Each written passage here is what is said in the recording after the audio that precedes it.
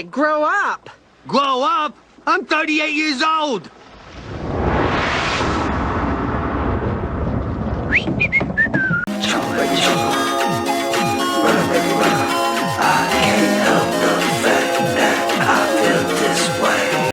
When I say what is the most important show in cartoon history, comes to mind Adventure Time, Ed, Edd and Eddy, Johnny Bravo.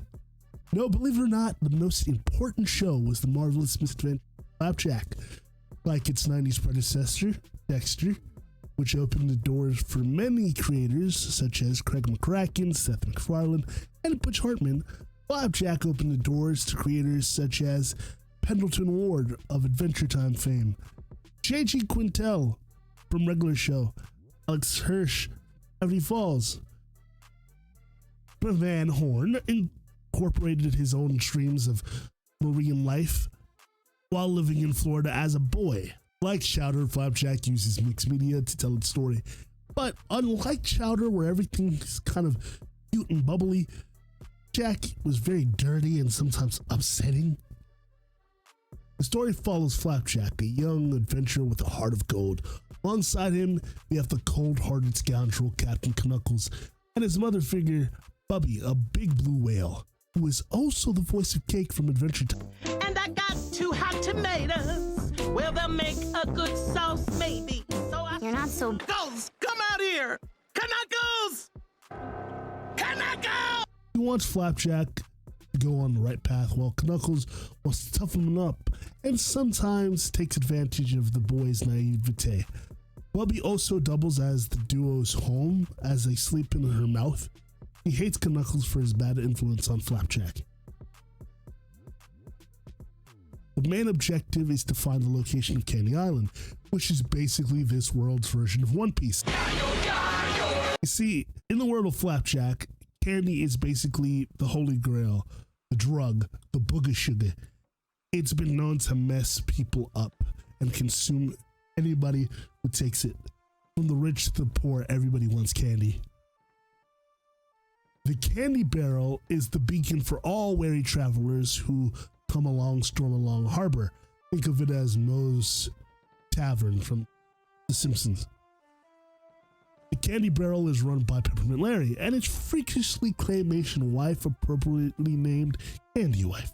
The formula for each episode goes as follows. Knuckles wants to get something, so he tricks Flapjack joining along in the adventure. Flapjack is usually unsatisfied by Knuckles' bad behavior, gives some kind of speech. Knuckles can usually find his way around this situation because Flapjack idolizes him and sees him as a true adventurer.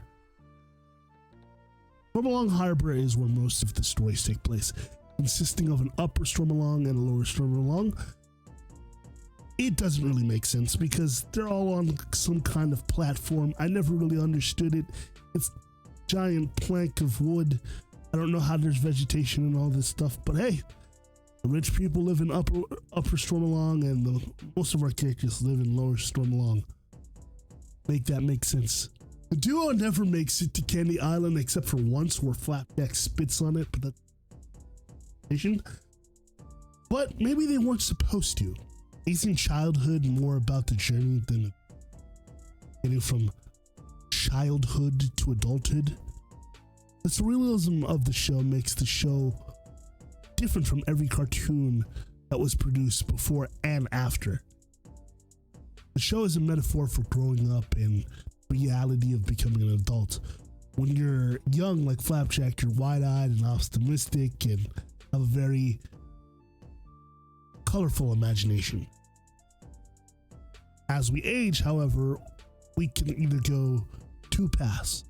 We can be responsible like Bubby, pessimistic and dirty like Knuckles. Fun fact, Van Horn actually voices Flapjack, and during the end of the series we see a live action of Jack and Knuckles and Bubby played by Van Orm and his son. He also went on to voice Gideon from Gravity Falls. If you agree with anything I said, don't forget to like, comment, and subscribe. Hit that notification bell so you know the next time we upload, and thanks for watching. Didn't realize that the show